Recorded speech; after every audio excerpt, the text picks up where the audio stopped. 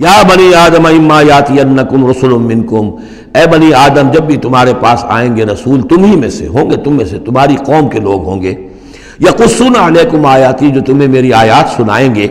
فمن اتقی واصلح تو جو بھی تقوی کی روش اختیار کرے گا اور اصلاح کر لے گا اور نیکی کی روش اختیار کرے گا، فلا خوف علیہم ولا هم یحزنون، ان کے لیے نہ کوئی خوف ہوگا اور نہ وہ کسی حزن سے دوچار ہوں گے۔ والذین کذبوا بآیاتنا واستکبروا عنہا، اور جو ہماری آیات کو جھٹلائیں گے اور تکبر کی بنا پر انہیں رد کر دیں گے، استکبروا عنہا استکبار کی بنیاد پر، تکبر کی بنیاد پر رد کر دیں گے، اولئک اصحاب النار هم فیہا خالدون، وہ جہنمی ہوں گے اور رہیں گے ہمیشہ ہمیش۔ فمن اظلم ممن افترى علی اللہ کذبا وکذب بآیاتہ، پھر وہ اس شخص سے بڑھ کر ظالم اور کون ہوگا جو اللہ کی طرف کوئی غلط بات منسوب کرے، افتراء کرے اللہ کی طرف، اور یا اللہ کی آیات کو جھٹلائے، یہ دونوں ہم وزن ہیں۔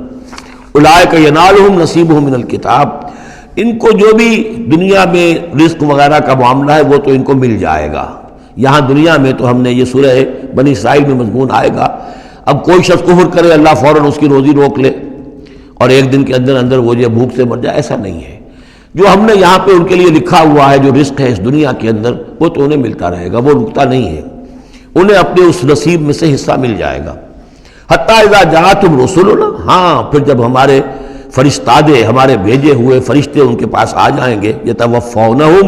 ان کو قبض کرنے کے لیے، قالوا این ما کنتم تدعون من دون اللہ، تو وہ کہیں گے کہاں ہیں وہ جن کو آپ پکارا کرتے تھے اللہ کے سوا، جن کو ڈنڈوت کرتے تھے اور جن کے سامنے متھے ٹیکتے تھے اور جن سے دعائیں کرتے تھے اور گڑ گڑاتے تھے۔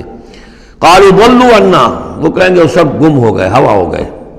ہم سے سب جاتے رہے، ضلوا عنا